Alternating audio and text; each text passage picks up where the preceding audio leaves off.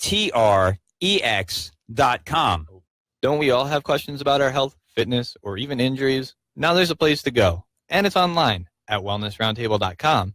Wellnessroundtable.com is an online interactive video platform that allows the best experts in the world to share their knowledge with you. Through creating a roundtable or attending a lecture, you are bound to realize the value of having evidence-based information live and in the comfort of your own home. Check them out at wellnessroundtable.com and get some real answers. Use the promo code 1100 to get a 20% discount.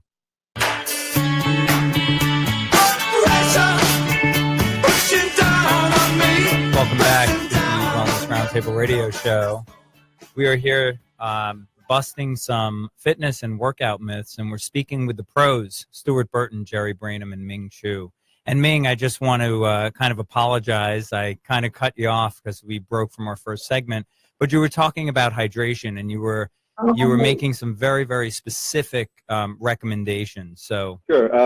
Basically, before I even treat my patients, as I think most trainers should do with their clients, the client should be, or the patient should be hydrated before they even come into the office or to the gym.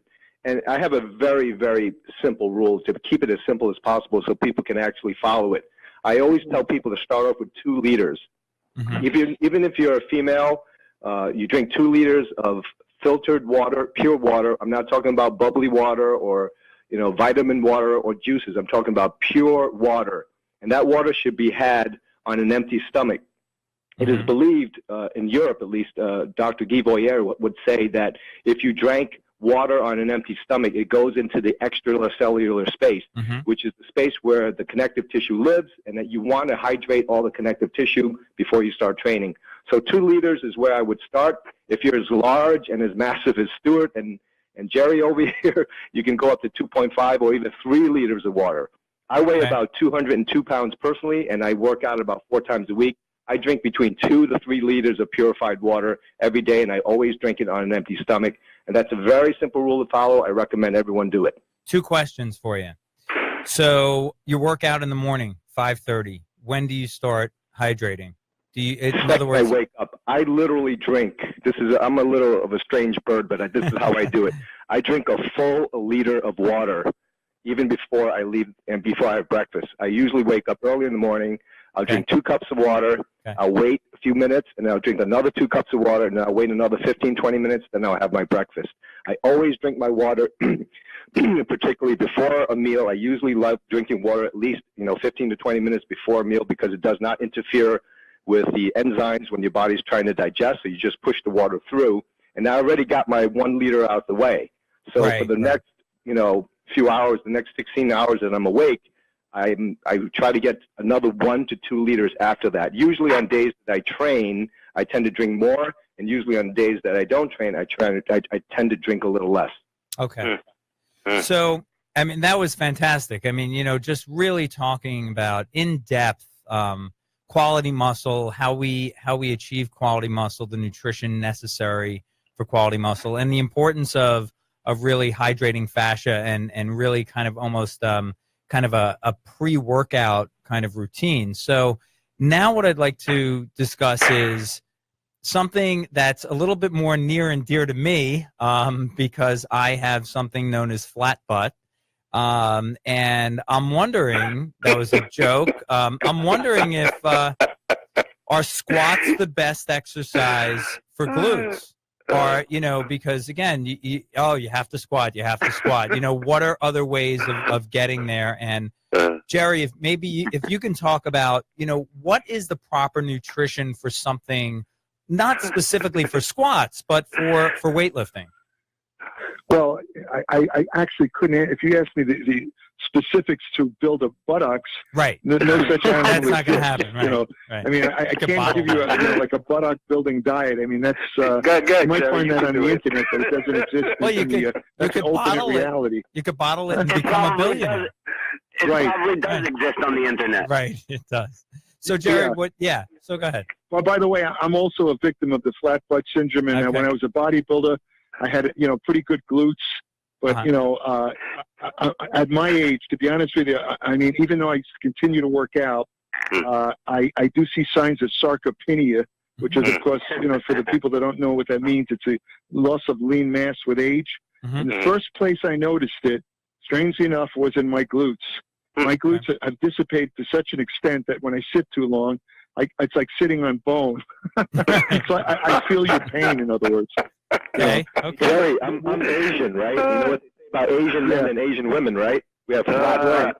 Oh, so are you in that category too, then? Huh? You know what? Actually, I was a great squatter when I was younger, and I maintained a certain amount of gluteal development. And I do get some women will tease me, say, "Hey, you have a perky butt for an Asian." I hear that all the time. Yeah. So I do hear your plight, though. I do hear that. Right. No. I'm really about this issue of sarcopenia. It's a very serious problem because as you age, as you know, testosterone, growth hormone, and getting older, the enzyme production goes down, so the bodily systems can't maintain that mass as well as it used to. So I hear your plight. Ask me the question again. The question is really, we're not just talking about. I mean, we're talking about glutes and we're talking about squats, but from a nutritional standpoint, what would you say is the optimal sort of nutritional program for someone who's exercising and wants to gain mass, wants to build muscle? Well, the first thing you have to understand is that there's no set diet for everybody. There's no one size fits all. You have to take into account individual food sensitivities, food likes and dislikes. This is a problem I have with registered dietitians who often give out these printed diets, where the meals are all there's no leeway. They're all set there on paper, and half the time people won't follow this diet. So you have to take that into account. And for example, some people will thrive on low carbohydrate diets, as I said earlier. Some people will thrive on, let's say, lower fat, higher carbohydrate diets. But generally speaking, if you want to build muscle, you obviously have to keep the protein high. I mean, you also, and the protein, that's universal. Anybody who wants to put muscle mass on, whether it's the butt or anywhere else, you're going to have to eat. I think one of the third question that we're going to discuss today, I can go into more specifics about this, but let's say for now, protein has to be the key nutrient for building muscle. Okay. Now, the other two macronutrients, which is, of course, carbohydrate and fat, that's more adjustable. Now, just to use myself as an example, now, I realize that one person it constitutes anecdotal evidence. It's not really scientific, but even back in my bodybuilding days, I've never been able to tolerate much carbohydrate. In other words, all over the internet, a lot of these guys on the professional forums, they have advanced degrees. They make fun of people like Gary Taubes and the other low carb advocates, because they think that this insulin theory of fat, those insulin tends to stimulate fat. They think it's nonsensical, and they say a calorie is a calorie is a calorie. No matter what type of diet you use, the bottom line is unless you reduce calories, you're not going to lose body fat. I disagree with that completely, and I use myself. I will argue that vehemently. I don't care what the textbook. One guy quoted a biochemistry textbook, and you guys probably have read this, where de novo lipogenesis, in other words, the production of fat in the body from carbohydrate, is extremely low. In other words, if you take that one step further, they're saying it's almost impossible to get fat from eating carbohydrate, which is so laughable to me. That's ridiculous, because I can tell you that when I compete in contests, I tried every diet known to mankind, from low fat to high fat to this and that, low carb. The only thing that ever consistently worked was low carbohydrate diets. But in relation to building muscle, that's what we're talking about here now, right? Rather than losing fat, we're talking about building muscle, right? In that situation, you have to, again, make sure your protein intake is high. But believe it or not, this is a time not to reduce calories too much, because if you reduce calories, it actually blunts putting size in. You don't want to overeat where you start to put body fat on, but it's actually favorable to gaining muscle size to actually increase the calories. And the increase in calories is going to come mainly from carbohydrate and fat. Now, you have to be careful there, because you have to understand most people don't get fat. It's true. Most people don't. If they consume only carbohydrates alone, you can consume a pretty good amount of carbohydrates. It's true before you start to gain body fat. In other words, you basically have to, once your glycogen stores in your body, in your liver and your muscles, once they're filled and you eat an excess of carbohydrate, the carbohydrates have nowhere to go. Right. They turn into palmitic acid. It becomes fat. But the point being that, if you have, on the other hand, let's say you reduce your carbohydrates, then you can have a lot more fat. But here's my point. Most people who are obese today, and I'm not talking about body, I'm just with people on the street. Sure. You'll find if you check their diets, nobody gets fat from eating protein. That's a huge myth. It just doesn't happen. It doesn't happen. But if you eat a large amount of carbohydrate and a large amount of dietary fat, particularly saturated fat, not the good fats like polyunsaturated fat like omega-3 and extra virgin olive oil, omega-9.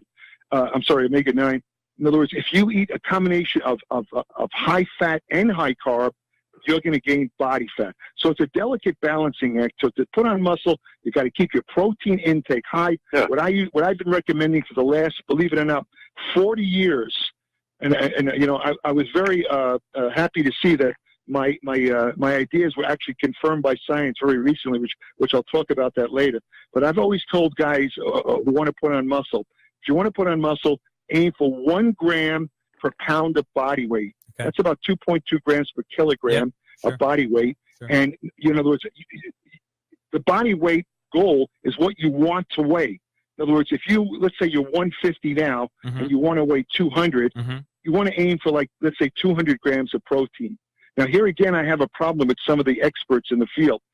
I should get into that more later, but let me put it this way. The amount of protein they recommend per meal, it's almost impossible to get 200 grams of protein. Right. So they're saying that this amount, but see what they're talking about is purely muscle protein synthesis, but there's other factors involved in gaining muscle besides muscle protein synthesis, and it gets confusing for the average person. You have to differentiate, see?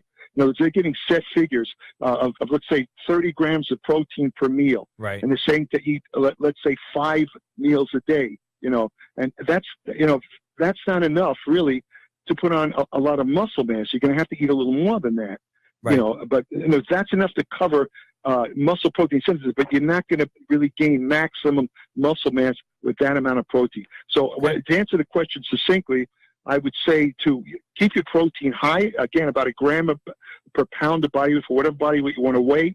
And you're going to have to experiment because, again, it's an individual thing. Some people tolerate color. 75% of the population is insulin insensitive. In other words, they're basically pre-diabetic, and most of these people don't even know it. They're walking around with fatty liver. They have no idea. And the thing is, when they eat carbohydrates, they're going to have a problem. The other 25% who are not insulin insensitive can eat a fairly large amount of carbohydrates with no problem whatsoever. And as far as the fat, again, it depends on how much carbohydrates you eat. The less carbohydrates you consume, the greater amount of fat you can take in. And by the way, even though saturated fat is associated with body fat, and the old thing about heart disease, very few people know that there's only 2 types of fat that increase testosterone or maintain testosterone levels in the body. Right. One is saturated fat, and the other one is monounsaturated fat. It's found in extra virgin olive oil and nuts. The polyunsaturated fat in vegetable oils and fish oil, that doesn't help testosterone. Only those 2 types of fat. But I still think that you want to keep a limit on the saturated fat. I wouldn't consume more than 15%, maybe 20% at most when you're trying to gain some size.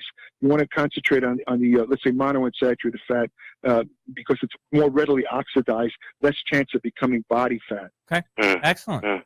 So Stu, with all of that information, then what are some of the recommendations of training to, and again, the flat butt thing, but what are some of the recommendations that are alternative to squats? Let's say I can't do squats. What else can I do? Well, first of all, I have to add that I'm from Central America, so I don't have the flat butt syndrome. My butt's good, and I've never had a problem with it. But a couple of things. I wanted to say, first of all, Jerry is dead on. And just real quick, just to touch on that before I jump into it, is I think we're talking about keeping the body anabolic.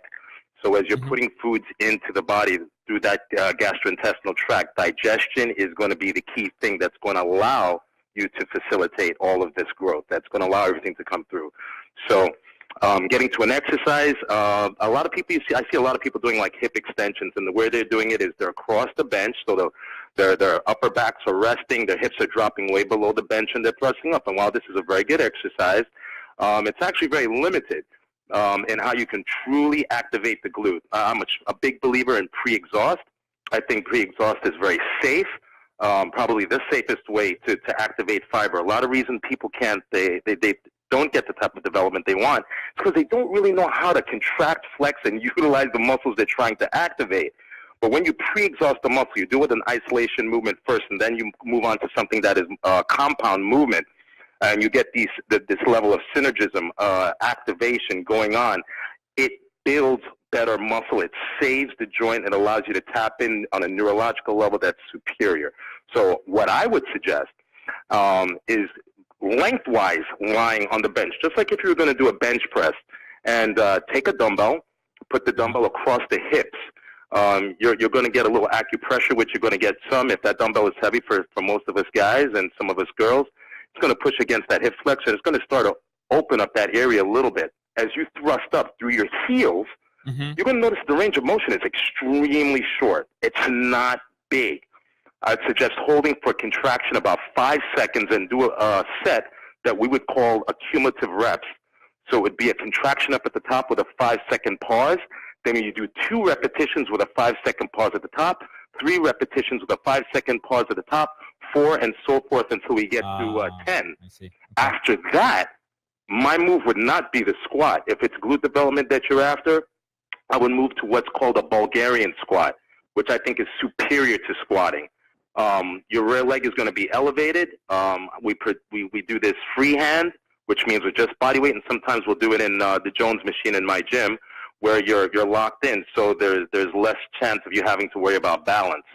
And what we're looking for now is depth with the right lean to the torso. I remember being every time I go to LA, I might hit a party or something, and somebody's telling me, the conversation always goes to glutes, and people are talking about, the women are talking about lunges.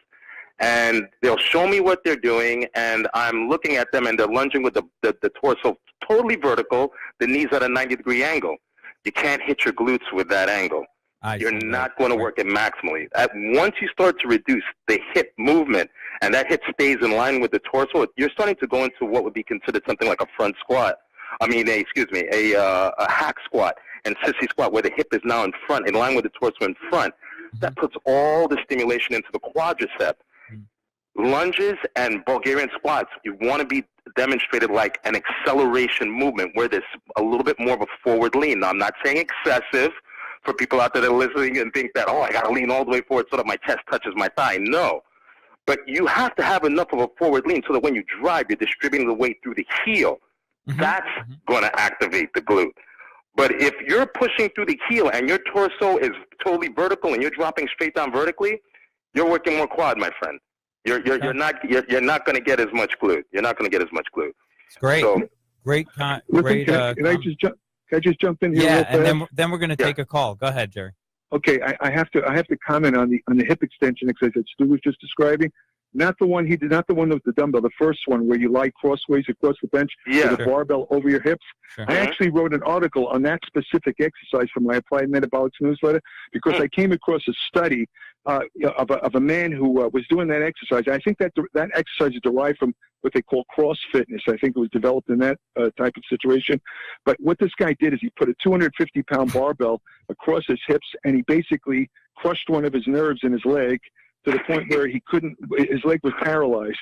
So, in other words, you got to use some common sense. Absolutely. That exercise is not, and I think Stu would agree with me, it's not meant for heavyweight. It's idiotic. To put a 250-pound barbell where you're depressing the nerve and cutting off your nerve force, where the guy had to be dragged down to the gym. I mean, that is what I called, and I wrote an article to warn people about that because I see people doing that exercise all the time. Personally, my personal feeling, I think it's a crap exercise. As Stu pointed out, there's dozens of exercises that will develop the gluteus. Why would you do one that can cause nerve damage? It's idiotic. It makes no sense to me. You have to are you talking about like a bridge with a barbell across your hips? Is that the exercise? Yes.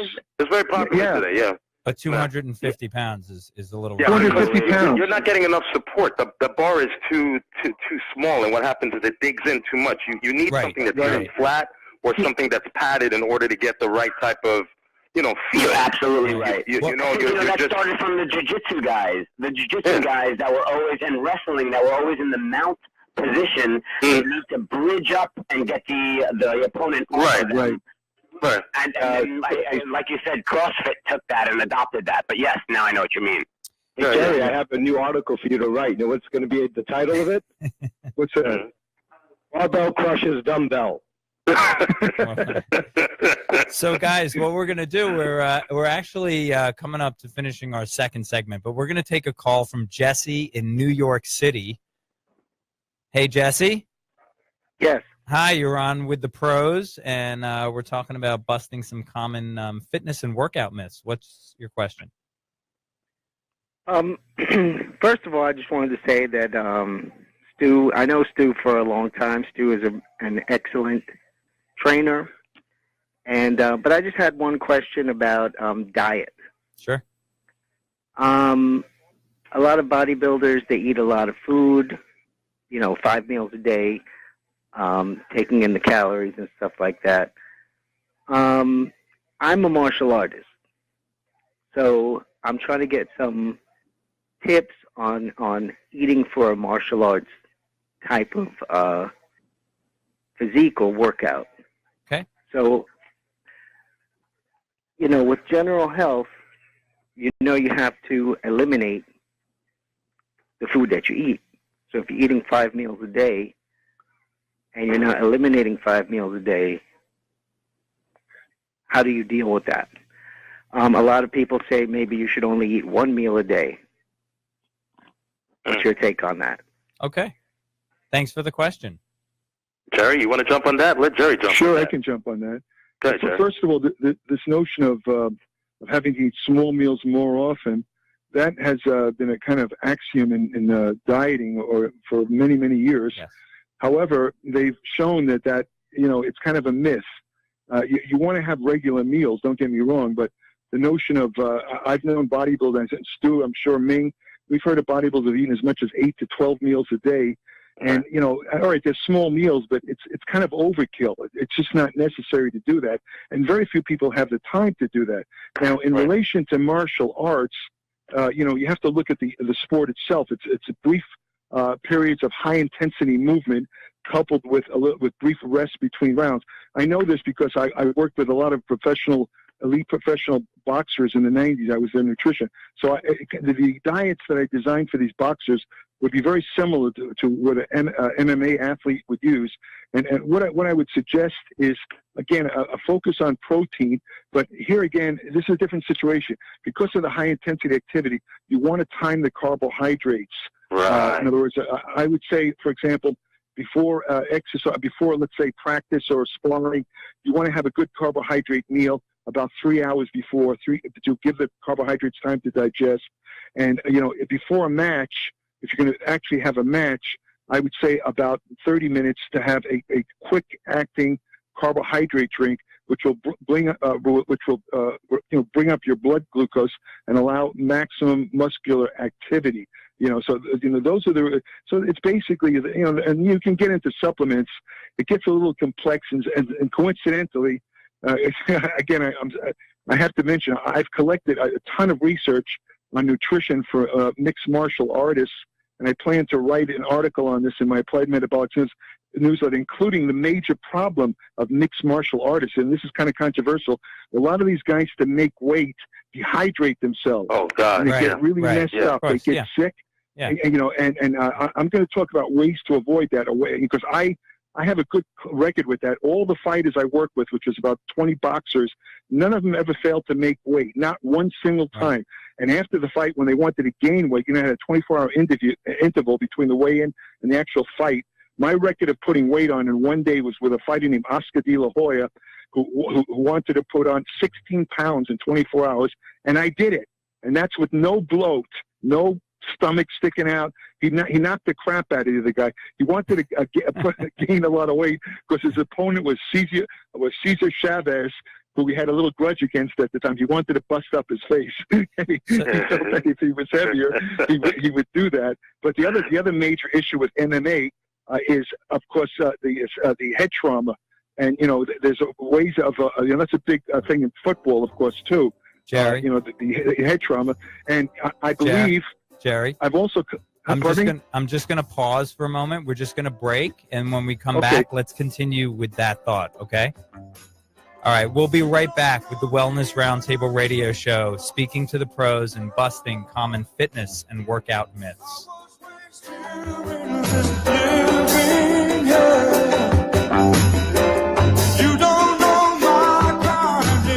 Atrix is one of the fastest growing companies in the footwear industry and is widely recognized as a global leader in comfort and wellness footwear products. The Atrix mission is to create the healthiest shoe on the market today. With fashion, function, and quality at the forefront, Atrix designs and manufactures most types of footwear for both men and women. All styles are crafted with care to meet the highest standards in design, incorporate cutting-edge technologies, and offer unmatched customization and adjustability. To learn how Atrix can help you with your feet, go to AETREX.com.